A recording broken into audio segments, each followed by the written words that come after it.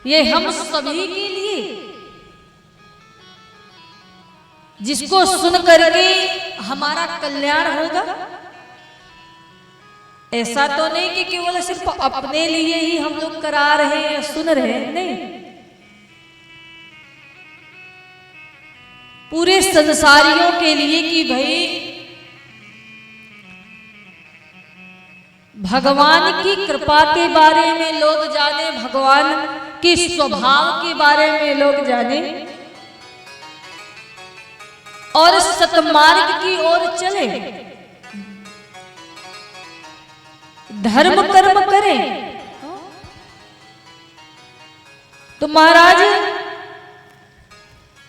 दूसरी भगवान की कृपा, मानव बनने के बाद आत्म कल्याण की भावना जगना, और तीसरी बोले आत्म कल्याण की भावना जगने के बाद हम सत्संग में आकर के बैठ जाएंगे, भगवान की परम कृपा है महाराज। बोले ये सत्संग है क्या? सत्संग आत्मा का भोजन है। क्या है? आत्मा का भोजन। जैसे जब हम भोजन करने के लिए बैठते हैं तो हमें जल की आवश्यकता पड़ती है कि कहीं ग्रास अड़ न जाए। भोजन पानी जीने के लिए आवश्यक है। वैसे ही महाराज ये कथा, ये सत्संग आत्मा का भोजन है। क्या है? आत्मा का भोजन। हमारे संत भगवान कहते हैं ना कि बिन पानी भोजन बिना उदर मचावे क्रांति, और बिना भजन सत्संग के मिले न मन को शांति। तो महाराज बिना भजन सुने, बिना सत्संग किए शांति नहीं मिलती है। बोले महाराज ये जो श्रीमद् भागवत महापुराण की कथा है, ये भागवत है क्या? भागवत में कितने शब्द हैं? 4। भा, गा, वा और ता। भा कहते हैं भक्ति को, गा कहते हैं ज्ञान को, वा कहते हैं वैराग्य को, और ता कहते हैं तत्व को। इन तीनों तत्वों से समन्वित होकर जो परम तत्व की प्राप्ति करा दे वो है श्रीमद् भागवत कथा। अब बोले महाराज भागवत कथा सुनने का पात्र कौन है महाराज? बोले जिसके भीतर से मात्सर्य निकल गया हो। ये मात्सर्य क्या होता है? बोले महाराज दूसरे की मान बड़ाई को देखना, जलन होना, ईर्ष्या होना, व्यक्ति को आगे बढ़ते हुए देख करके ईर्ष्या उत्पन्न हो जाती है।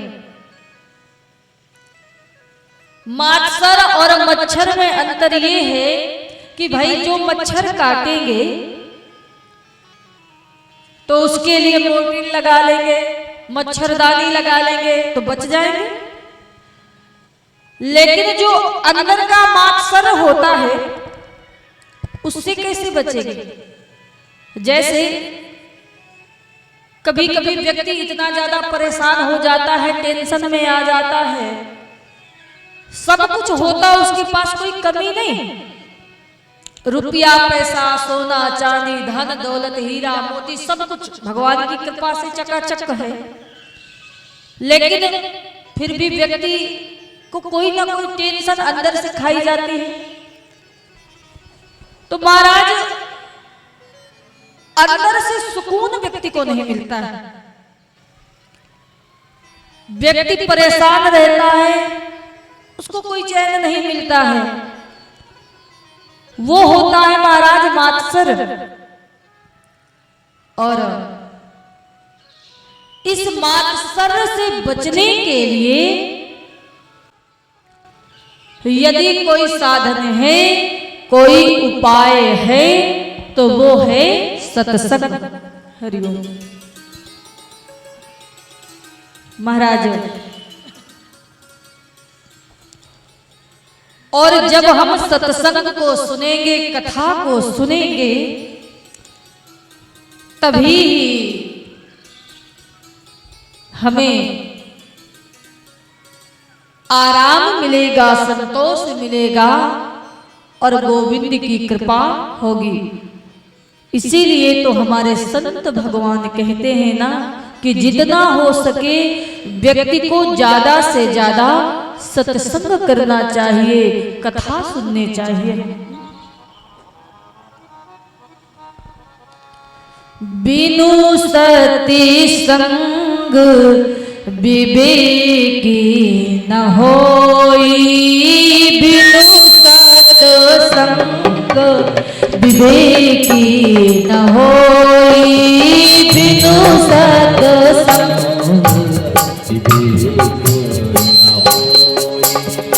रामी कृपा बिनु सुलभे न सोई, राम कृपा बिनु सुलभ न सोई, बिनु सत्संग विवेक न होई, बिनु सत्संग विवेक न होई, जाने बिनु ना होई परितीति, जाने बिनु ना होए परतीति, जाने बिनु ना होई परितीति, बिनु परितीति होई नाहि रीति, बिनु परितीति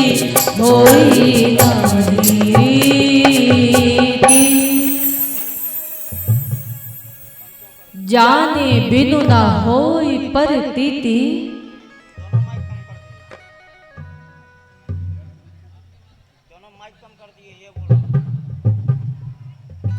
हरिओम। थोड़ा सा आवाज सही करें भैया। बोलिए बाकी बिहरीलाल की जय हो। हरि ओम हरि ओम। जाने बिनु ना होई परतीति, बिनु परतीति होई नहीं रीति। महाराज ए फल साधन ते नहीं होई, तुमरे कृपा पामहि कोई कोई। महाराज कहते हैं, सारे देवता स्तुति करते हैं, सच्चिदानंद रूपाय विश्वोत्पत्त्यादि हेतवे तापत्रय विनाशाय श्री कृष्णाय वयं नुमः। सच्चिदानंद रूपाय विश्वोत्पत्त्यादि हेतवे तापत्रय विनाशाय श्री कृष्णाय वयं नुमः। सत्य क्या है? चित्त क्या है? आनंद क्या है? अच्छा, आप लोग जानते हो क्या है सत्य? इस संसार में सत्य क्या है? क्या पड़ोसी सत्य है? रिश्तेदार सत्य है? सगे संबंधी सत्य है? संसार में सत्य क्या है महाराज? जो जीवन में कभी बदलने वाला ना हो, कौन है इस संसार में जो कभी बदलने वाला नहीं है? वो है परमात्मा। भगवान कभी आज तक बदले हैं? क्या कभी आपने सुना? क्या आपने कभी देखा? नहीं ना। पड़ोसी बदल जाएंगे, रिश्तेदार बदल जाएंगे, सगे संबंधी बदल जाएंगे, सब कोई बदल जाएगा, लेकिन कौन है इस संसार में जो जीवन में कभी बदलने वाला नहीं है? वो है आनंद कंद मुरली मनोहर लाल जी। आप अभी जाएंगे वृंदावन बिहारी जी के दर्शन करने के लिए, दर्शन करके लौट करके आएंगे, और जब 10 वर्ष बाद फिर आप दर्शन करने के लिए जाएंगे तो आप बदल जाएंगे, लेकिन बिहारी जी कभी बदलने वाले नहीं हैं। वो सत्य स्वरूप है, चित्त स्वरूप है, आनंद स्वरूप है। संसार में 2 ही सत्य हैं, एक तो भगवान का नाम और दूसरा मृत्यु। इसके अलावा सब झूठ। सत्य स्वरूप परमात्मा है।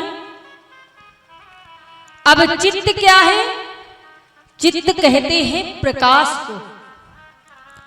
अच्छा, हम लोग पढ़ाई करने के लिए बैठेंगे या कोई भी कार्य करने के लिए बैठेंगे तो प्रकाश की जरूरत पड़ती है, लेकिन जो स्वयं प्रकाशमय है, भगवान को कभी उजेले की जरूरत नहीं है। हा? प्रकाश स्वरूप में है। और आनंद क्या है? थोड़ा आवाज बढ़ाए इसकी भैया, राधे आवाज बढ़ाओ थोड़ा। महाराज, आनंद क्या है? बोले महाराज, आप लोग सोच रहे होंगे कि बढ़िया चाट पकोड़े मिल जाएं, गोलगप्पे खाने को मिल जाएं, और जैसे ही फुल्की खाएंगे भाई कितना मजा आ गया, स्वाद क्या है। तो देखो, गोलगप्पे खाना, फुल्की खाना, टिक्की खाना, चाउमीन खाना, बर्गर खाना, ये सारे क्या है? जीभ की स्वाद है। जब स्वाद लग जाता है किसी चीज को तो ऐसा लगता है भाई खाते जाए खाते जाए खाते जाए। तो महाराज, ये जीभ की स्वाद है। आनंद क्या है? आनंद तो महाराज केवल और केवल भगवान का नाम है, जिनकी कथा को सुन करके यह हृदय गदगद हो जाए, ऐसा लगे बस डूबते जाए डूबते जाए डूबते जाए। आनंद तो मेरे साक्षात भगवान श्री कृष्ण है, आनंद तो मेरी राघव सरकार है। गोस्वामी तुलसीदास जी महाराज ने कहा है ना कि जो आनंद सिंधु सुख राशि, सीकर तय त्रालोक की सुपासी, सो सुख धाम राम असनामा, अखिल लोक दायक विश्राम। बोले आनंद तो केवल और केवल मेरे राम है। जब ऐसा लगे बड़ी सुंदर कथा चल रही हो, डूब जाए, कुछ और नजर ही ना आ रहे, तन मन की सुध बुध ना रहे, महाराज आनंद तो मेरे केवल और केवल मेरे राम में है, मेरे श्याम है। महाराज, विश्वोत्पत्त्यादि हेतवे ये क्या करते हैं? बोले ये विश्व की उत्पत्ति करते हैं, विश्व का पालन करते हैं, और अंत में संहार कर देते हैं। महाराज, विश्व की उत्पत्ति से इनको कोई ममता नहीं, और महाराज पालन से कोई अहंकार नहीं। जैसे जब कोई घर का मुखिया होता है जो पूरे परिवार का पालन करता है, कहता है एक दिन कमा करके न लाओ तो कुछ नहीं होगा, क्या खाएगा, कैसे रहेगा। कभी कभी अहंकार भी आ जाता है जीव को, लेकिन हमारे ठाकुर जी साक्षात आनंद कंद मुरली मनोहर जो कि पूरे संसार का पालन पोषण करते, उनको कोई अहंकार नहीं रहता और अंत में संहार कर देते हैं, कोई शोक नहीं रहता। महाराज सत्संग चल रहा था नैमिषारण्य की पावन भूमि पर। 88,000 ऋषि बैठे हुए थे, सत्संग चल रहा था। तभी एक 16 साल के बालक का आगमन हो गया, जिनका नाम था सूत जी महाराज। जब सूत जी महाराज आए तो जितने सारे वहां पर ऋषि महात्मा बैठे थे तो सारे लोग खड़े होकर के बड़ा स्वागत सम्मान करने लगे। आइए आइए महाराज, आपका स्वागत है। तो देखा कि उम्र में बड़े, वयोवृद्ध और मुझ जैसे बालक को देखकर कितना स्वागत सम्मान कर रहे हैं। ऐसा क्यों? और वो जो कोई संत थे, कोई साधारण नहीं थे। उनकी उम्र इतनी बड़ी थी कि कितने इंद्र बदल गए होंगे। बोले महाराज एक बात समझ में नहीं आती, आप मुझसे उम्र में बड़े हैं, मुझ जैसे बालक को देख करके आप इतना स्वागत सम्मान कर रहे हैं, प्रणाम कर रहे हैं, ये कैसे? ये तो शोभायमान नहीं है। तो बड़ी सुंदर बात कही सौनक जी महाराज ने। बोले धन वृद्धा बल वृद्धा आयु वृद्धास्त तथैव च। कोई धन में बड़ा होता है, कोई बल में बड़ा होता है, कोई पद में बड़ा होता है, लेकिन महाराज इस संसार में बड़ा कौन है? बोले जो ज्ञान में बड़ा हो, जिसके अंदर कूट कूट करके ज्ञान हो, महाराज उसी को तो बड़ा माना गया है। इस संसार के अंधकार को दूर करने के लिए सूर्य भगवान है, लेकिन महाराज मनुष्य के हृदय अज्ञान अंधकार को कौन दूर कर सकता है? बोले गुरु दूर कर सकता है, संत दूर कर सकते हैं। इसलिए महाराज आप हमारे हृदय के अज्ञान अंधकार को दूर कीजिए, आप अपने ज्ञान के प्रकाश से हमारे अज्ञान को मिटाइए। यह सुन करके श्री सूत जी महाराज मुस्कुराने लगे, बड़े प्रसन्न हो गए और कहा अच्छा ठीक है। सत्संग होने लगा तो महाराज बोले हमें कोई ऐसी कथा श्रवण कराइए कि वैष्णव जन के अंदर भक्ति जगे, ज्ञान जगे, वैराग्य जगे। भक्ति ज्ञान वैराग्य को जगाने के लिए वैष्णव लोग क्या करते हैं? क्या महाराज इस संसार में ऐसी कोई कथा है जो दानव को मानव बना दे? बड़ी प्यारी बात कही, क्योंकि महाराज आजकल मानवता देखने को नहीं मिलती, बहुत कम देखने को मिलती है। आज के समय में यदि दो लोगों में लड़ाई झगड़ा हो रहा है तो तीसरा और पहुंच जाता है महाराज की जहां बंद होना हो तो और आग लगाने के लिए पहुंच जाते। पहले का समय क्या था कि यदि दो लोगों में लड़ाई झगड़ा होता था तो लोग जाते थे बीच बचाव करने के लिए, बड़े बुजुर्ग मना करते थे, कोई चीज तो तुरंत मान जाते थे। लेकिन आज के समय में अधिकतर देखने को मिलता है गांव देहातों में घर परिवार में लड़ाई झगड़ा हो रहा है तो कोई एक दूसरे को कम समझता ही नहीं है, ये नहीं देखता कि भाई हमसे उम्र में बड़े हैं, यदि हमको हमारी गलती पर कुछ कह दिया, डांट दिया, फटकार दिया तो महाराज हमारे अच्छे के लिए ही किया, समझाया। लेकिन व्यक्ति के अंदर सहन शक्ति नहीं है, तुरंत उल्टा देगा बातों को। ये गलत है। यदि बड़े बुजुर्ग कोई चीज को समझा रहे हैं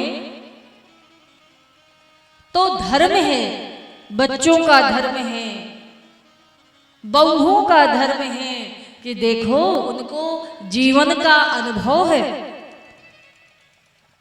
और यदि उन्होंने कोई सीख दी है, कोई चीज बता रहे तो उनकी बात को सुनो, समझो, जीवन में उतारो। लेकिन महाराज समस्या तो यही है कि कोई सुनना ही नहीं चाहता। वो कहता है मैं बड़ा हूं, वो कहता है मैं बड़ा हूं, अपने आप को बड़ा मान रहे हैं और महाराज कोई भी कमजोर समझ ही नहीं रहा है। ये तो ठीक नहीं है। तो महाराज क्या इस संसार में ऐसी कोई कथा है जो दानव को मानव बना दे? तो महाराज श्रवण कराइए, हमें ऐसी कथा सुनाइए कि भक्ति जगे, ज्ञान जगे, वैराग्य जगे। महाराज तब इस बात को सुन करके मुस्कुराने लगे और कहा मैं आपको ऐसी कथा श्रवण कराऊंगा कि इस कथा को सुन करके आप सभी भक्तों का कल्याण हो जाएगा। महाराज श्री सूत जी महाराज श्रीमद् भागवत महापुराण की कथा का रसस्वादन करा रहे हैं। बोले महाराज एक बात बताइए, ये भागवत है क्या?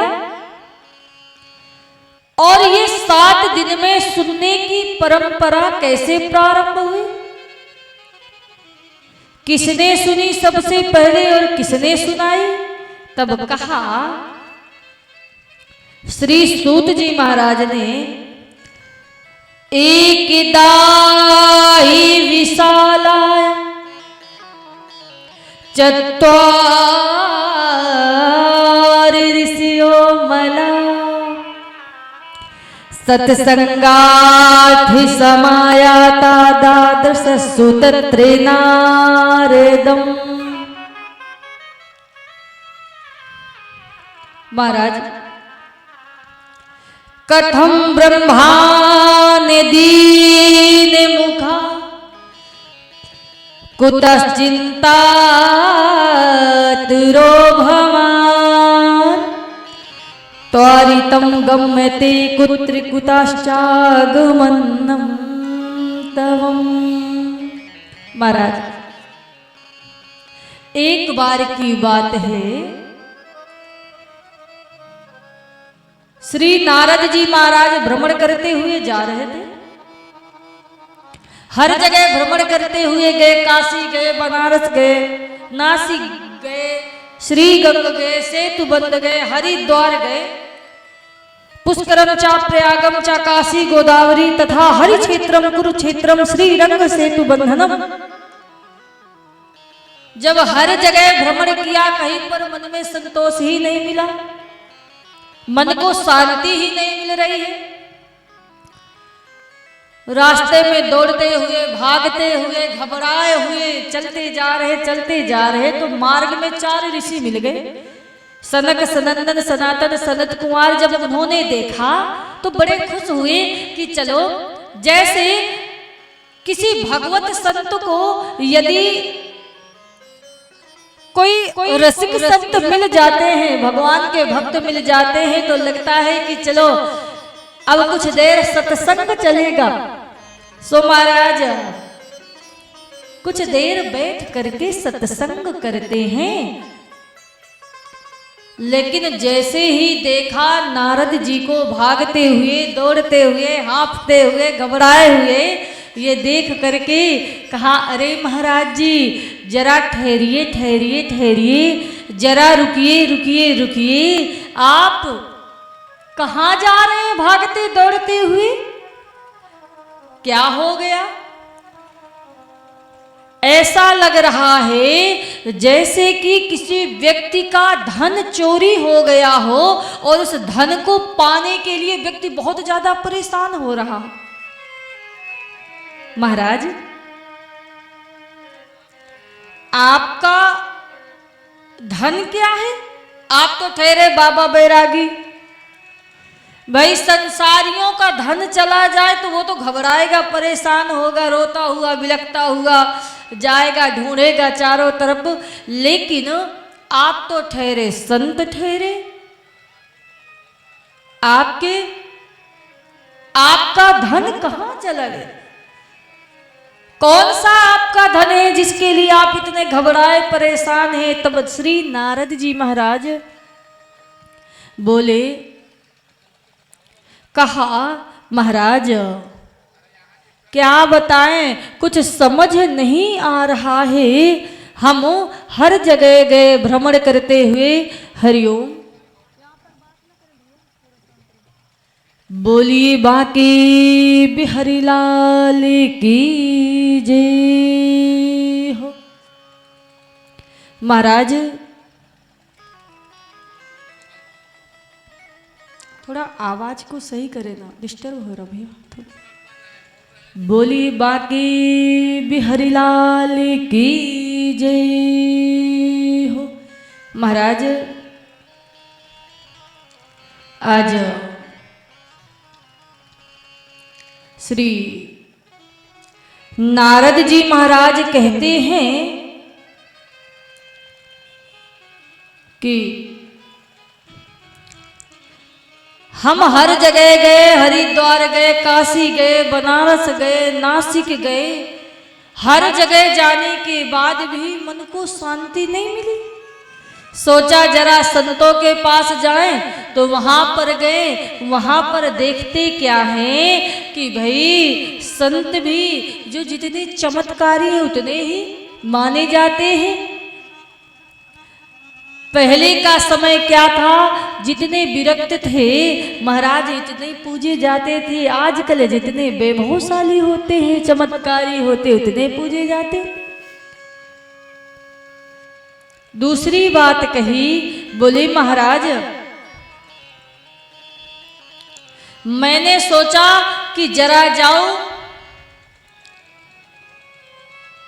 मृत्यु लोक में झांक करके देखूं कि वहां की स्थिति क्या है। तो वहां पर जब गया, देखा क्या कि माता पिता की सेवा तब तक हो रही है जब तक तिजोरी की चाबी नहीं मिली, और जैसे ही तिजोरी की चाबी मिल जाएगी सो महाराज माता पिता की चारपाई खेत और खलिहान में, हाँ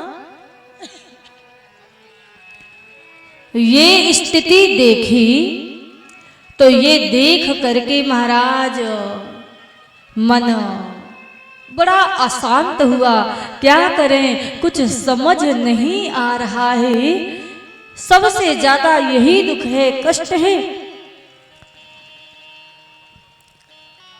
और आपको एक आश्चर्य की बात बताए, हम कुछ समझ में नहीं आता। काफी दूर तक गए घूमते हुए, जब ये स्थिति देखी तो महाराज एक ऐसी जगह पहुंचा मैं जहां पर देखा क्या कि एक मैया बैठी हुई, उसके पास दो पुरुष लेटे अचेत अवस्था में। वो मैया बार बार जगाने का प्रयास कर रही है। अनेका अनेक वहां पर आसपास बैठी हुई हैं स्त्रियां, कोई पंखा कर रही, कोई हवा कर रही हैं। वो मैया बार बार रुदन कर रही है, जगाने का प्रयास कर रही है। जब ये मैंने दूर से देखा, मुझसे नहीं देखा गया, तो थोड़ा नजदीक पहुंचा। फिर मन में सोचा कि मेरा जाना क्या उचित रहेगा। माताओं का क्या भरोसा, एक पल में रोने लग जाए, एक पल में हंसने लग जाए। तो गए तो, लेकिन वापस लौट करके आने लगे।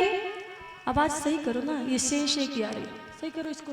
राधे राधे बोली बाकी बिहारी लाल की। महाराज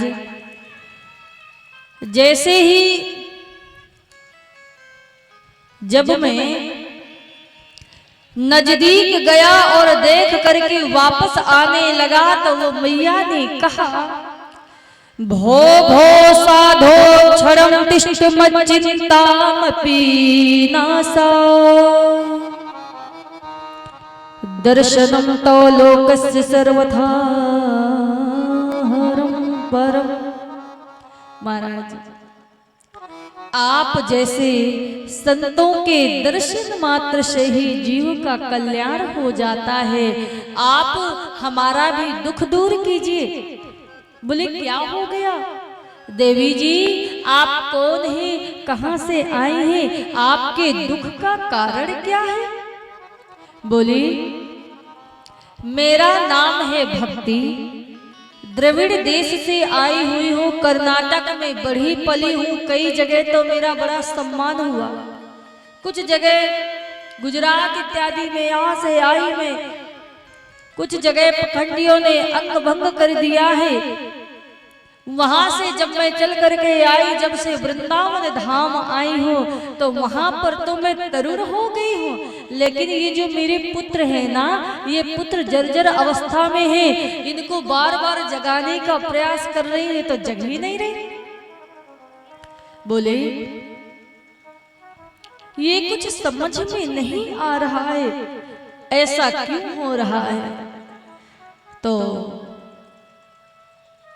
उस मैया की बात को सुन करके श्री नारद जी महाराज ने कहा कि ठीक है देवी, चिंता मत करो, अभी हम जगाने का प्रयास कर रहे हैं। कहा वेद ध्वनि इत्यादि, गीता पाठ, जय घोष इत्यादि सब कुछ किया। अरे ज्ञान जगो, अरे बैराग जगो, अरे ज्ञान जगो, पूरा प्रयास लगा दिया। थोड़ा सा तो जगे, फिर मूर्छित हो गए। तभी आकाशवाणी हुई, सत्कर्म सूचको नूनम ज्ञान यज्ञः स्मृतो बुधे श्रीमद्भागवता लापासात गीता सुकादिभिः।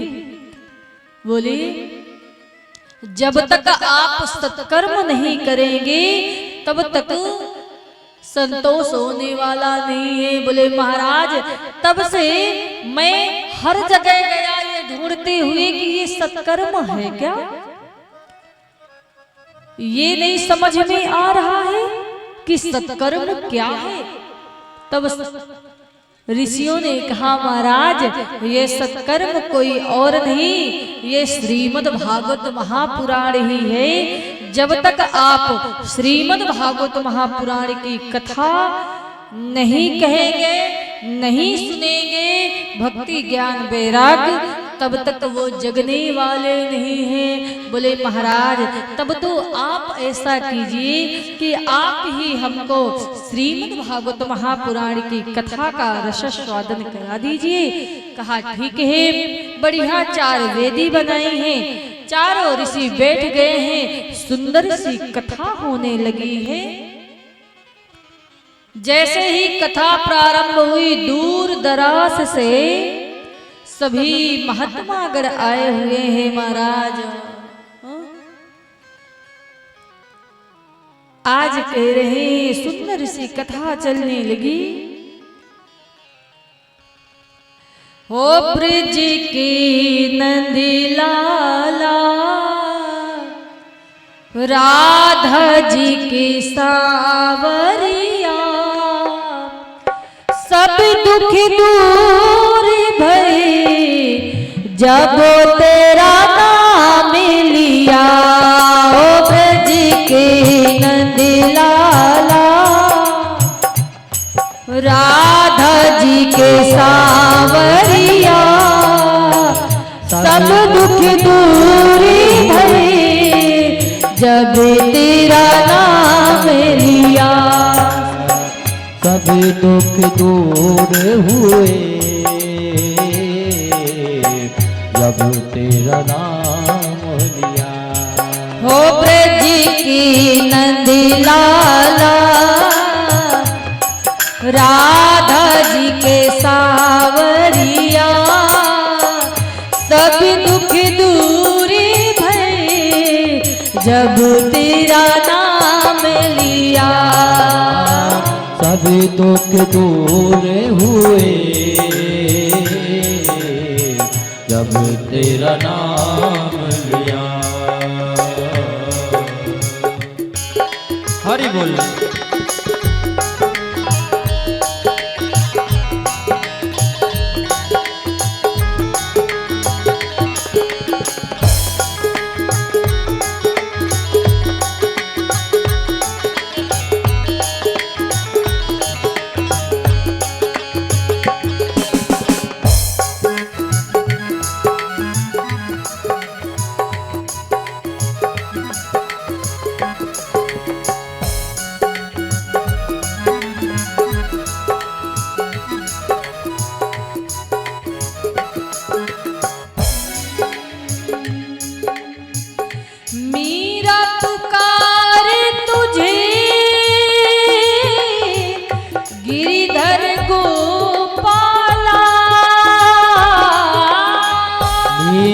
पुकारे तुझे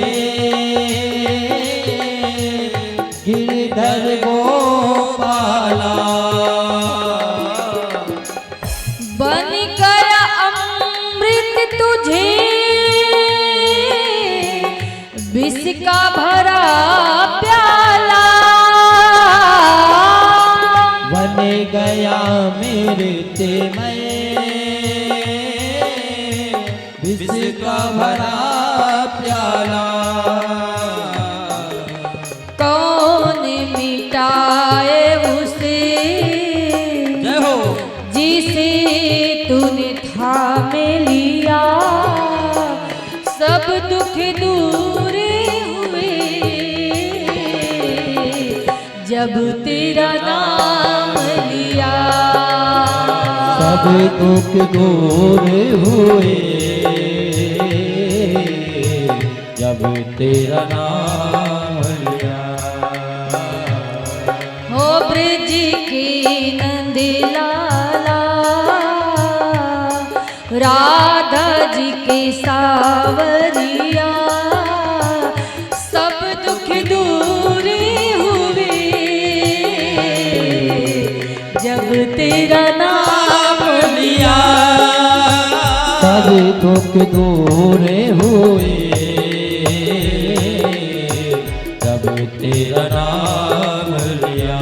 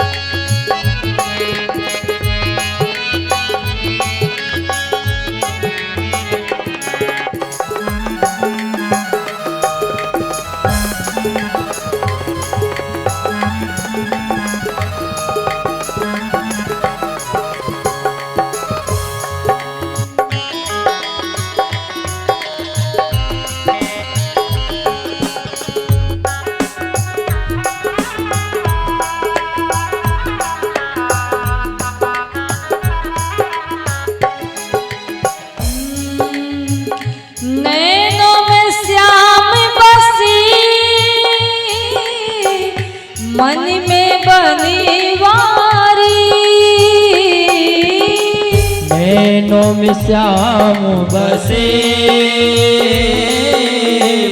मन में बनवारी सुध बिसराई गई मुरली की धुन प्यारी सुध बिसराई गई मुरली की धुन प्यारी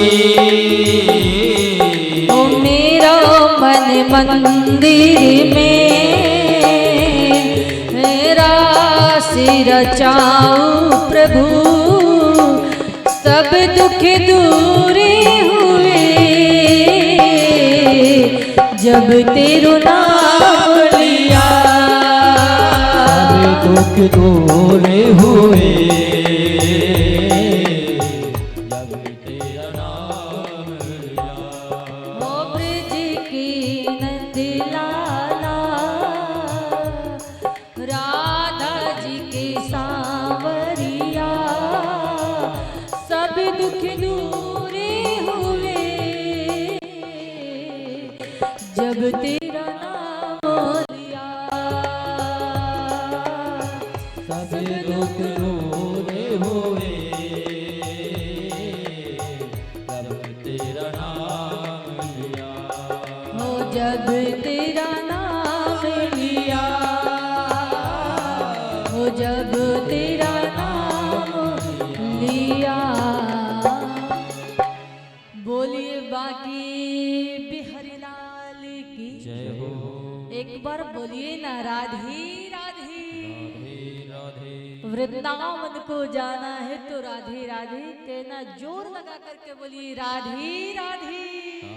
राधे आज महाराज चारों तरफ राधे राधे राधे राधे की ध्वनि गूंजने लगी। यहाँ श्री नारद जी महाराज ने कहा कि महाराज चिंता करने की बात नहीं है, भक्ति ज्ञान भी जगेंगे वैराग्य भी जगेंगे। बड़ा प्रयास किया जब नहीं जगे, सनकादि के ऋषियों से बताया सत्कर्म कोई और नहीं श्रीमद् भागवत कथा है और जब तक कथा नहीं होगी आप नहीं सुनोगे ये नहीं सुनेंगे तब तक ये जगने वाले नहीं हैं। तो बोले महाराज आप ही सुना दो। बद्री नारायण धाम में सुंदर सी कथा होने लगी।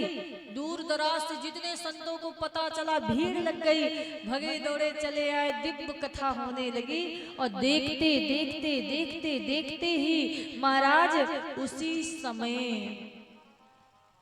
मैया भक्ति प्रकट हो गई, ज्ञान प्रकट हो गए, वैराग्य प्रकट हो गए। ऐसा महाराज चारों तरफ संकीर्तन की ध्वनि होने लगी।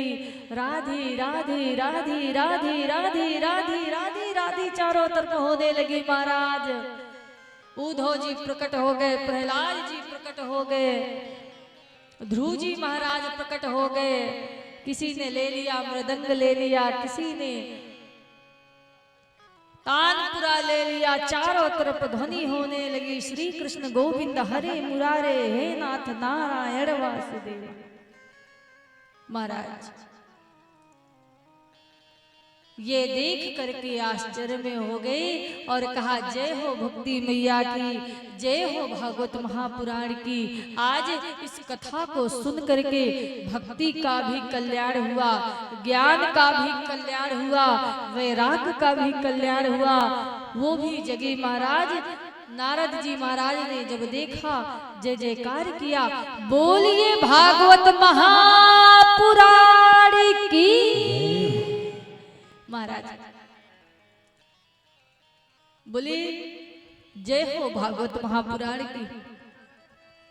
तो कहने का भाव कि जब कहीं पर भी भागवत कथा होती है, भागवत कथा श्रवण करने से महाराज हमारे पूर्वजों का उद्धार होता है। जिनको मुक्ति नहीं मिलती है, आपके पितृ देवता होते, पितृ होते हैं, लोग घर में परेशान रहते हैं, कलह मचा रहता है, झगड़ा मचा रहता है, कोई ना कोई व्यक्ति बीमार पड़ा रहता है, क्या करे कुछ समझ नहीं आता। बोले पितृ नाराज हो गए, उसके लिए उपाय क्या है? बोले उपाय यही है कि भागवत कथा करा लो। और जब भागवत कथा होगी और जैसे ही 7 दिन का ये अनुष्ठान शुरू हो जाएगा और इस कथा को जब हम रसास्वादन करेंगे, श्रवण करेंगे, तो महाराज कहते हैं कि जो व्यक्ति 7 दिन तक नियम से भागवत कथा को श्रवण कर लेता है, उसकी सारी मनोकामनाएं पूर्ण हो जाती है। दरिद्री को धन मिल जाता है, निसंतान वाले को संतान मिल जाती है, पद प्रतिष्ठा पाने वाले को पद प्रतिष्ठा मिल जाता है। मानो जो भी आप आज भागवत महापुराण से मांग लोगे ना, और 7 दिन तक नियम के साथ आप इस कथा का रसपान कर लोगे, तो देखना आपकी सारी मनोकामनाएं पूर्ण होगी। बोलिए भागवत महापुराण की। अब कहा महाराज एक बात बताइए, क्या इस कथा को सुन करके कोई पापी भी तर सकता है? किनका किनका उद्धार होता है? तो बोले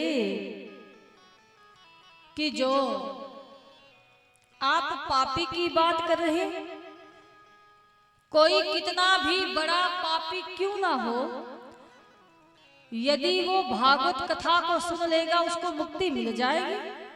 यहाँ तक कहा गया है माँ किसी और बिरादरी की, पिता किसी और बिरादरी का, और कितना ही पाप कर रहा हो, पाप में डूबा रहा हो, यहाँ तक मरने के बाद भी यदि वो प्रेत बन गया और प्रेत बन करके भी भागवत कथा को सुन लिया तो मुक्ति मिल जाएगी। नारद जी महाराज ने कहा वाह महाराज, जिंदा की बात हटाइए, मरने के बाद कोई कथा सुन ले, भूत कथा सुन ले तो मुक्ति मिल जाती है, कैसे माने? बोले अभी हम बताते हैं, सुनाते हैं आपको इतिहास एक। बोले तुंगभद्रा तटे पूर्वम, तुंगभद्रा नदी के किनारे एक नगर बसा था, उत्तम नगर, और वहां पर एक ब्राह्मण देवता रहते थे जिनका नाम था आत्मदेव। उनकी धर्म पत्नी का नाम था धुंधली। आत्मदेव जी यशस्वी थे, तपस्वी थे, ज्ञानी थे, महात्मा थे, सत्संगी थे, सारे गुण थे। लेकिन दुख एक इसी बात का था कि कोई संतान नहीं, बहुत दुखी रहते थे महाराज। धुंधली देवी थी जो उनकी धर्म पत्नी, उनका काम क्या था? बोले इसकी चुगली सुन करके उसको कहना, उसकी निंदा सुन करके इसको कहना। पड़ोसी में जब तक लाठी चार्ज ना करवा दे तब तक एक घूंट पानी ना हजम होवे महाराज। इधर की सुन करके उधर, उधर की सुन करके इधर, यही काम था सारा दिन। और जैसे ही पति देव कर्म कांड करके आ जाए तो उनके आने के पहले आरती की थाल लेकर के सज धज करके खड़ी हो जाती, मानो सती अनसुईया के बाद दूसरा नंबर ही नहीं का। एक नंबर की चुगलखोर थी धुंधली महाराज। पति देव तो कर्मकांडी ब्राह्मण थे, दुख केवल यही था दोनों के मन में कि कोई संतान नहीं है। एक दिन आत्मदेव जी ने मन बना लिया कि क्या करूंगा मैं जी करके, मैं एक ऐसा अभागा व्यक्ति हूं कि यदि मैं अपने पितरों को जल देता हूं तो रोने लगते हैं, कोई पेड़ यदि लगाते हैं तो सूख जाता है, कोई फल लेकर के आते हैं तो वो फल भी सड़ जाता है।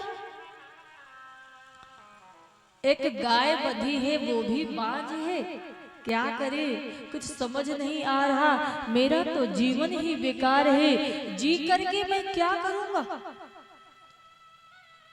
आज मैं आत्महत्या कर लूंगा, या तो मुझको संतान मिलेगी या तो अपने आप को मिटा दूंगा।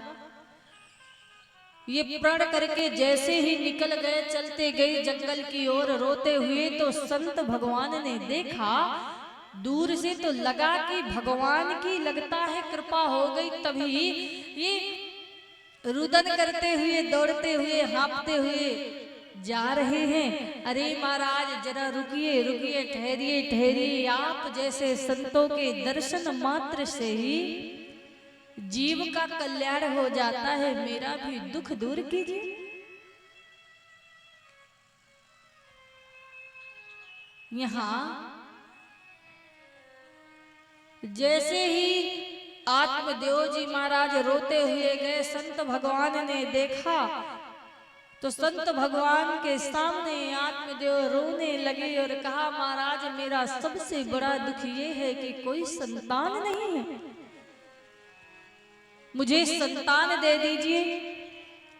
ये सुन करके संत भगवान ने कहा, हमने तो सोचा था कि भाई भगवान की लगता है कृपा हो गई, उनको पाने के लिए रुदन कर रहे, लेकिन ये तो बेटा के लिए रो रहे। क्या करोगे आप बेटा लेकर के, पुत्र लेकर के?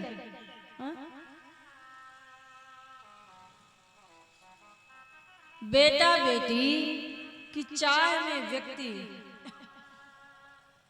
परेशान रहता है। पुत्र हो गया, ठाकुर जी की कृपा है, लेकिन यही पुत्र यदि कुपुत्र हो जाता है तो जीवन पर्यंत रुलाता है। 4 बेटियों के बाप की चिंता जिंदगी बहुत अधूरी है। बेटी हो या ना हो, लेकिन बेटा बहुत जरूरी है, क्योंकि मरने के बाद यही नाम चलाएगा। तो मैंने पूछा कि जरा ये तो बात बताओ, बेटे की चिंता में क्यों इतनी फरियाद करते हो? ये बताओ कि आप अपने माँ बाप को कितना याद करते हो? लोग कहते हैं ना कि भाई हमको तो बेटा चाहिए, बेटा चाहिए, बेटियों को स्वीकार नहीं करते हैं, गर्भ में ही मार देते हैं। बहुत बड़ा पाप है, याद रखना। कहते हैं दुनिया में 2 ऐसे पाप हैं जो महापाप की श्रेणी में आते हैं। कौन से वो 2 पाप? पहला, महाराज भ्रूण हत्या। ये भ्रूण हत्या कौन सी होती है? बोले गर्भ में ही बेटा को मार देना, ये बहुत बड़ा पाप है।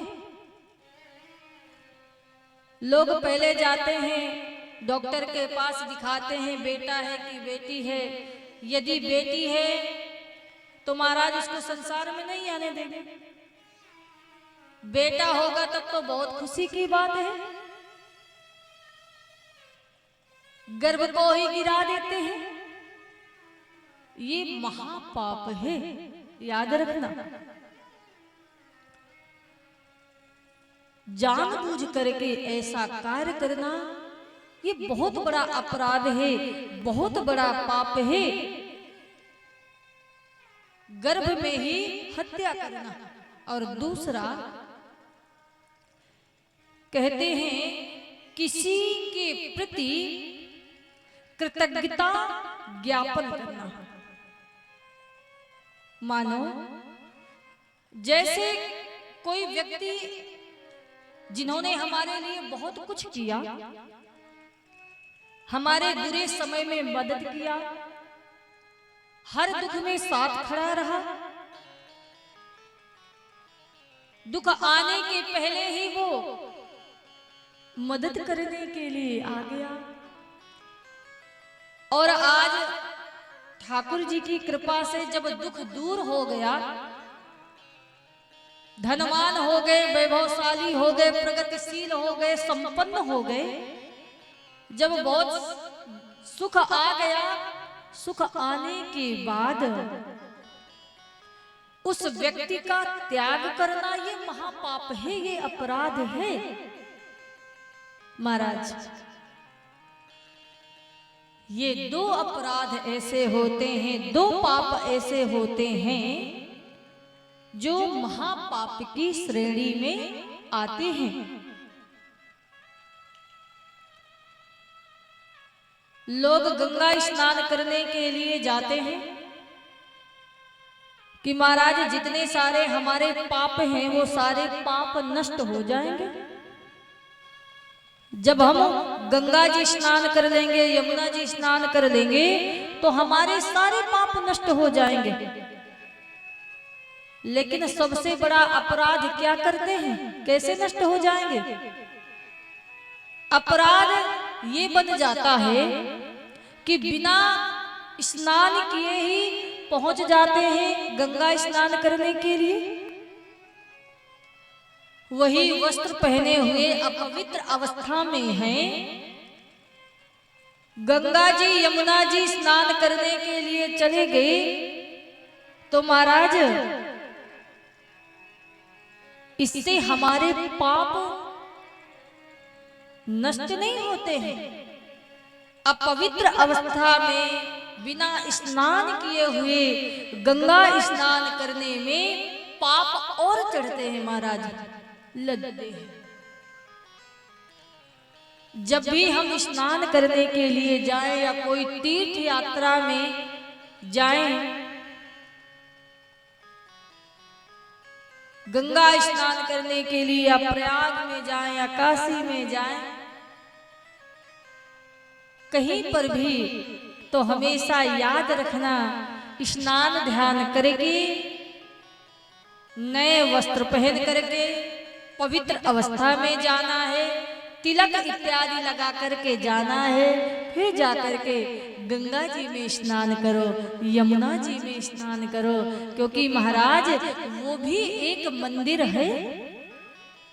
मंदिर में हम जाते हैं तो स्नान ध्यान करके जाते हैं ना, वैसे ही गंगा जी भी एक मंदिर है। और मंदिर में जाने के लिए हमें पवित्र होकर के जाना पड़ेगा। बोलिए गंगा मैया की, यमुना मैया की जय हो। महाराज, इन बातों का विशेष ध्यान रखना है। तीसरी बात, बोले महाराज, ये जो अपराध जीवन में हो जाते हैं, आपने यदि क्षमा मांग लिया, हमारे ठाकुर जी तो ऐसे दयालु कृपालु हैं, करुणा के सागर हैं कि महाराज क्षमा कर देते हैं। यहाँ जैसे ही संत भगवान ने आत्मदेव की बात सुनी कि बेटा के लिए ये रुदन कर रहा है, तो कहा कि देखो आपके बेटा नहीं है, ये भगवान की कृपा है। क्योंकि बेटा पुत्र यदि कुपुत्र हो जाता है तो जीवन पर्यंत रुलाता है, और यदि आपको बेटा ही मानना है तो द्वारिकाधीश श्री राधा रमण सरकार को मानो। क्या परेशानी, क्या समस्या है? बोले महाराज आप क्या जानो, जब वो बालक तोतली भाषा में बात करता है, दौड़ करके आता है, गोद में बैठ जाता है, तो ये हृदय इतना आनंदमय हो जाता है। बालक को देख करके, दुलार स्नेह करके बड़ा आनंद आता है। महाराज मैंने सुना है कि संत की शरण में जो चला जाता है ना, संत यदि चाह ले तो सब कुछ कर सकते हैं। मेरी कोई संतान नहीं है, मुझको पुत्र दीजिए, और नहीं तो महाराज आपके चरणों में सर पटक पटक करके जान दे दूंगा, आत्महत्या कर लूंगा और एक अपराध बन जाएगा, दोष लग जाएगा आपको। अब महाराज संत जी घबराए, ये सब सुन करके बोले अच्छा एक आफत में पड़ गए। पाप और लग जाएगा। बोले भैया ऐसा मत करो, देखो जरा हाथ दिखाओ। हाथ देखा, बोले एक जन्म की बात हटाओ, 7 जन्म तक कोई बेटा नहीं है। अब तो उसका 2 गुना और बढ़ गया चिंता, बड़ी जोर से रोने लगा। और जैसे ही रुदन करने लगा, बोले महाराज आप कुछ भी कीजिए, मुझे संतान दीजिए, नहीं तो मैं आत्महत्या कर लूंगा, दोष लग जाएगा। संत भगवान ने कहा अच्छा परेशान मत हो, ठीक है। एक फल दिया और कहा इस फल को आप अपनी धर्म पत्नी को खिला देना, जैसे ही वो फल खाएगी गर्भवती हो जाएगी। बड़ा प्रसन्न हुआ। आत्मदेव जी ने कहा कोई नियम संयम भी है क्या महाराज? बोले ज्यादा कोई खास नहीं है, स्नान ध्यान करके कुछ नियम का पालन करना है, शुद्धता से रहना है, बुराइयों से दूर रहना है, निंदा करना नहीं है, भगवान का भजन करना है, जाप करना है, पूजन इत्यादि करना है, यही सब थोड़ा बहुत नियम है। बोले ठीक। अब तो आत्मदेव वो फल लेकर के आया, इतना प्रसन्न है, इतना खुश है। धर्म पत्नी से कहा अरे धुंधली सुनती हो, ये संत जी ने फल दिया है, इस फल को खा लोगी तो सुंदर सा लाला हो जाएगा। धुंधली ने सुना तो आश्चर्य में हो गई, मन में सोच रही कि फल खाने से कभी पुत्र होता है, कैसे संभव? पति देव से तो कुछ नहीं कहा। बोले ठीक है महाराज। पति देव समझा करके चले गए। अब तो महाराज मन में सोच रही ऐसा कैसे हो सकता है कि फल खाने से बेटा हो जाए।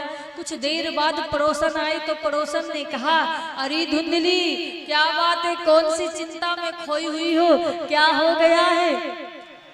बोले क्या बताऊं बहन, मेरे पति गए हैं, संत जी ने कोई फल दिया है, बोले फल खाने से बेटा हो जाएगा, ऐसा कभी होता है क्या? पड़ोसन ने समझाया कि ये तो भगवान की बहुत बड़ी कृपा है कि फल खाने से पुत्र हो जाएगा। भगवंत की कृपा हो गई, संत की कृपा हो गई, देर मत करो, खा लो। पड़ोसन ने तो खूब बढ़िया समझा दिया। तो कहा धुंधली ने कि अच्छा बहन एक बात बताओ, जब मैं गर्भवती हो जाऊंगी तो मैं ज्यादा चल नहीं पाऊंगी, काम काज कुछ होगा नहीं। तो बोली कि काम काज तुम्हें करने की क्या जरूरत है, जब तुम गर्भवती हो जाओगी तो अपनी नंद को बुलवा लेना। और वैसे भी जब बेटा हो जाता है तो हर भाभियां अपनी नंद को कुछ ना कुछ उपहार देती है, तो आप भी उपहार देना और इसके लिए 6 महीने पहले से बुलवा लेना तो खूब सेवा करेगी।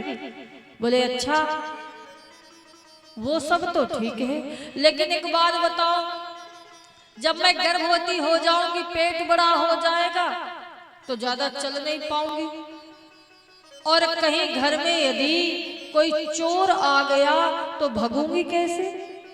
पड़ोसन ने कहा अरे बहन क्या क्या तू सोच रही, कैसे कैसे मन में भाव ला रही, ऐसा कुछ नहीं होगा। तुम मैं सबसे अच्छा उपाय बताऊं कि अपनी नंद को पहले से ही 6 महीने पहले से बुलवा करके बिठा लेना घर पे, अब बढ़िया वो खूब सेवा करेगी। धुंधली ने कहा नाना बहन नंद को नहीं बुलाऊंगी, क्योंकि नंद मेरी महाचटकिन है, और यदि वो आएगी तो सारा माल पानी पता नहीं कब गायब कर जाए, कोई पता ना है। अरे बहन तू क्या बोलती, कुछ भी अपने मन से सोचती, ऐसा कुछ नहीं है। खूब समझा दिया, समझा करके तो चली गई, लेकिन ये बात समझ में नहीं आई। जब ये समझ में नहीं आई, अगला दिन हुआ तो चचेरी बहन आ गई। गरीब थी, उसके पुत्र थे, गर्भवती थी कोई। तो सारी बात जब धुंधली ने अपनी चचेरी बहन से बताया तो बहन ने कहा देखो धुंधली आजकल बाबाओं का कोई भरोसा नहीं, ये सब चक्कर में मत पड़ना, कभी ऐसा नहीं होता कि फल खाने से पुत्र हो जाए, कभी नहीं होता। तुम मत खाना, और ज्यादा तुमको ये देखना ही है तो एक काम करना, उपाय तुमको बताऊं? बोले हाँ बहन तू बता, तू ही तो मेरी हितैषी है। तो बोले उपाय ये है कि देख मैं हूं गरीब और गर्भवती हूं, तुम ऐसा करना, मेरे तो बहुत संतान है, मेरे पति को कुछ रुपया पैसा धन दे देना, और जैसे ही मेरे पुत्र हो जाएगा तो रातों ही रात में तुमको ये बालक दे दूंगी। और दूसरी बात, जो ये फल मिला है, तुम्हारे यहाँ गाय बनी हुई है, गाय को ये फल खिला दो, जिससे ये भी पता चल जाएगा कि संत जी ने जो कहा था कि फल खाने से गर्भवती हो जाएगी तुम्हारी पत्नी, तो वाकई में देख लेंगे। बोले ये उपाय बढ़िया किया। तुरंत धुंधली गई, वही फल गाय को खिला दिया, आ गई। समय अनुसार जो चचेरी बहन थी गर्भवती, उसने पुत्र को जन्म दिया। रातों रात धुंधली के हाथ में थमा दिया, बहुत सारा रुपया पैसा लेकर के अपने पति को दे दिया। जब आत्मदेव जी को पता चला उनके पति को कि लाला का जन्म हो गया है, तो इतने प्रसन्न हो गए, ढोल नगाड़े बजने लगे, सारे नगरवासी गांववासी इकट्ठा हो गए कि इतने वर्षों के बाद आत्मदेव जी के यहाँ बड़ा ही सुंदर बालक का जन्म हुआ है, बधाई हो बधाई हो बधाई हो। बहुत प्रसन्न हुए। और 3 महीने बाद एक और खुशखबरी मिल गई, गाय ने भी सुंदर से बालक को जन्म दिया, जिसका पूरा शरीर तो मनुष्य का था, केवल कान गौ के तरीके थे। आत्मदेव जी इतने प्रसन्न हो गए, इतने खुश हो गए, नाचने लगे, झूमने लगे। जय हो ठाकुर जी महाराज, जय हो, आपकी बहुत बड़ी कृपा हुई महाराज, आपकी बहुत बड़ी कृपा हुई, जय जयकार करने लगे। सो महाराज यहाँ नामकरण की बारी आई। धुंधली ने कहा, आत्मदेव जी ने कहा कि भाई मेरा नाम आत्मदेव, तो मेरे बेटे का नाम होगा परमात्मदेव। धुंधली ने कहा, वाह महाराज, 9 महीने गर्भ में हमने रखा, दर्द हमने सहा, और जब नामकरण की बारी आ गई तो आप चले आए ना। मेरा नाम है धुंधली, तो मेरे बेटे का नाम होगा धुंधकारी। बोले कोई बात नहीं, जैसी तुम्हारी इच्छा तुम रख देना। नाम रख दिया धुंधकारी। जब गाय का पुत्र हुआ तो उनका नाम रखा गोकर्ण महाराज। बोलिए गोकर्ण महाराज की। एक कुख्यात हुआ, दूसरा विख्यात हुआ। गोकर्ण तो महाराज तीर्थ यात्रा करने लगे, भगवान की कथाओं को सुनने लगे, कथा श्रवण कराने लगे, पूजा पाठ वेद वेदांत इत्यादि का पाठ करने लगे। लेकिन जो धुंधकारी था, छोटा बालक था, वो 1 नंबर का नालायक था। चोरी में ऐसी लत पड़ गई, चोरी करने लगा, जुआ खेलने लगा, बच्चों को उठा करके कुआं में फेंक देता, मारने लगता, लड़ने लगता, झगड़ने लगता। आए दिन शिकायतें आने लगी। इसीलिए तो कहते हैं माताओं से कि बच्चों को अच्छे संस्कार दीजिए, बुराइयों से बच्चों को दूर रखना है। संगत का बहुत बड़ा प्रभाव होता है। लेकिन धुंधली ने इतना सर में चढ़ा लिया अपने, कोई भी कुछ भी वो करता, बच्चों को मारता, गाली गलौज करता, जुआ खेलता, कभी भी मना ना करती और छूट देती। तो परिणाम क्या हुआ? अंत में कुएं में कूद करके वही आत्महत्या कर दिया।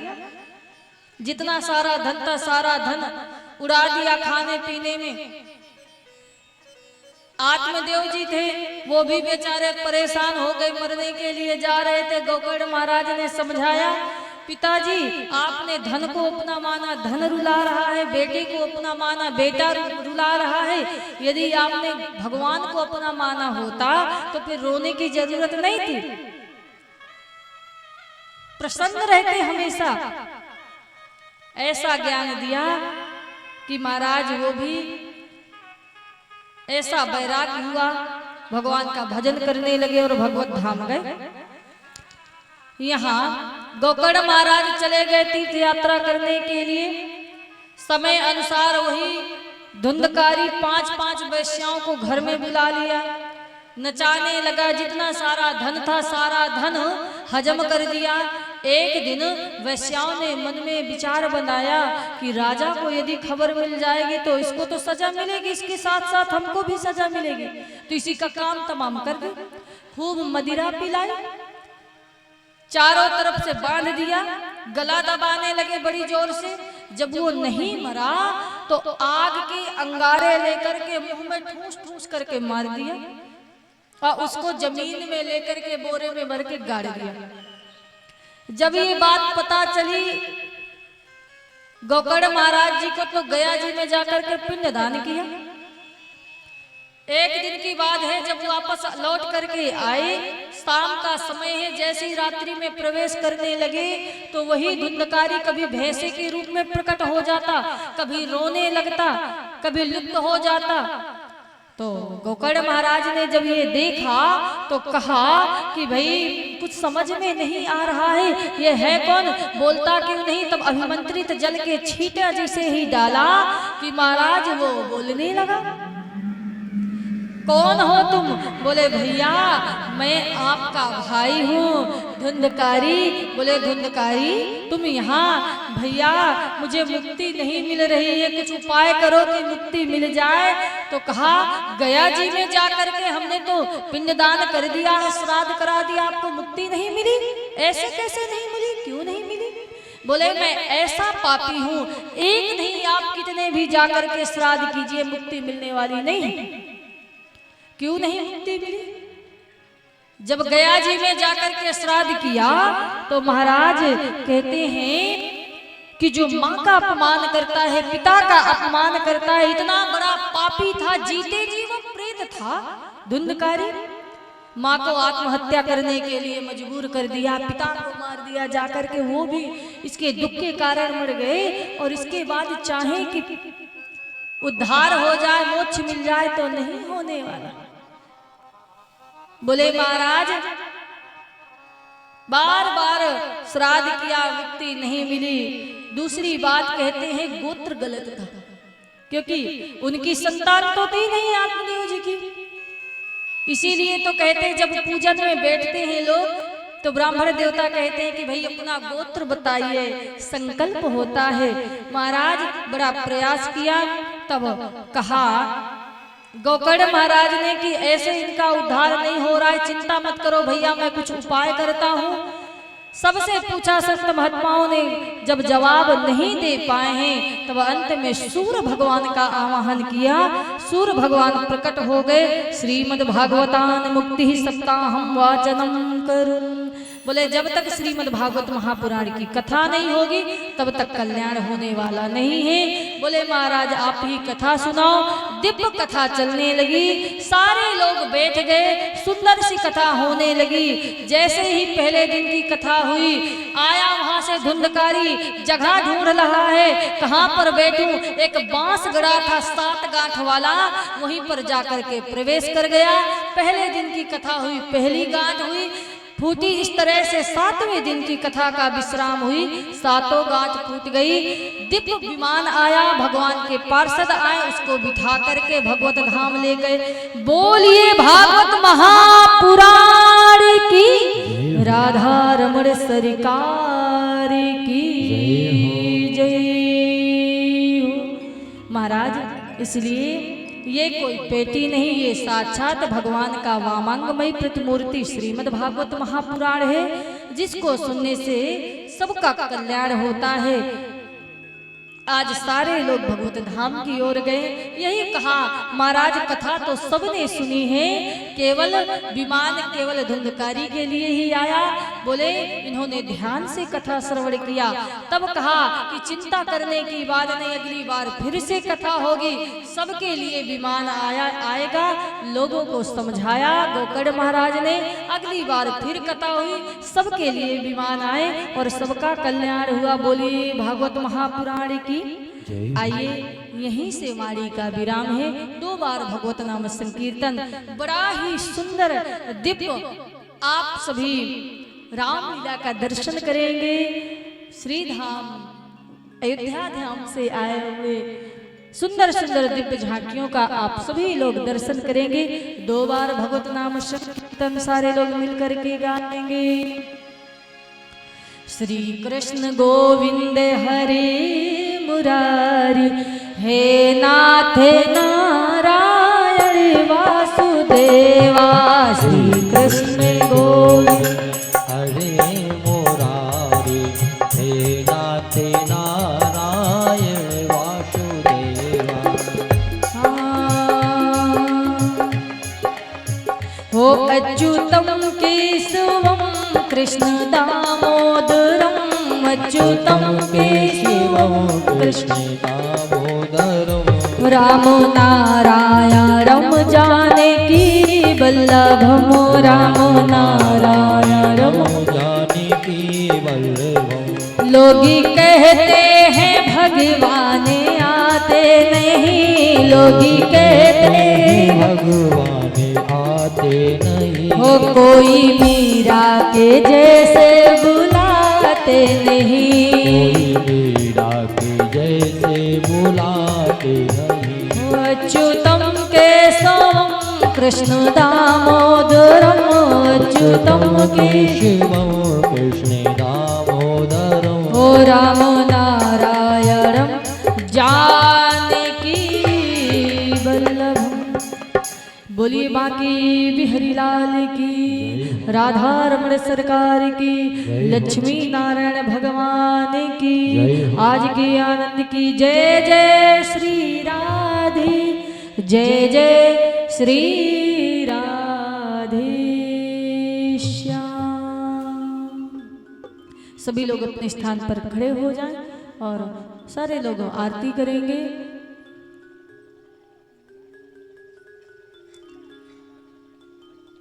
हो श्री भागवत भगवान की है आरती, पापियों की पाप को है तारती। श्री भागवत भगवान की है आरती, पापियों को पाप से है तारती। ये अमर ग्रंथ ये मुक्ति पर, ये पंचम वेद निराला, नौ ज्योति जलाने वाला। ये अमर ग्रंथ ये मुक्ति पंथ, ये पंचम वेद निराला, नव ज्योति जगाने वाला। ओ हरि नाम यही, हरि ध्यान यही, हरि नाम यही, हरि ध्यान यही, हरि नाम यही, हरि ध्यान यही, हरि नाम यही, हरि ध्यान यही। जग की मंगल की आरती, पापियों को पाप से है तारती। श्री भागवत भगवान की है आरती, पापियों को पाप से है तारती। ये शांति गीत पावन पुनीत, पापों को मिटाने वाला, हरि दर्श कराने वाला। शांति गीत पावन पुनीत, पापों को मिटाने वाला, हरि दर्श कराने वाला। ये सुख करणी ये दुख हरणी, ये सुख करणी ये दुख हरणी, ये सुख करणी ये दुख हरणी, ये सुख करणी ये दुख हरणी। श्री मधुसूदन की आरती, पापियों को पाप से है तारती। श्री भागवत भगवान की है आरती, पापियों को पाप से है तारती। ये मधुर बोल जगपत कोल, सत्मार्ग बताने वाला, बिगड़ी को बनाने वाला। ये मधुर बोल जगपत कोल, सन्मार्ग बताने वाला, बिगड़ी को बनाने वाला। श्री राम यही घनश्याम यही, श्री राम यही घनश्याम यही, ओ श्री राम यही घनश्याम यही, श्री राम यही घनश्याम यही। प्रभु की महिमा की आरती, पापियों को पाप से है तारती। श्री भागवत भगवान की है आरती, पापियों को पाप से है तारती। श्री भागवत भगवान की है आरती, पापियों को पाप से है तारती।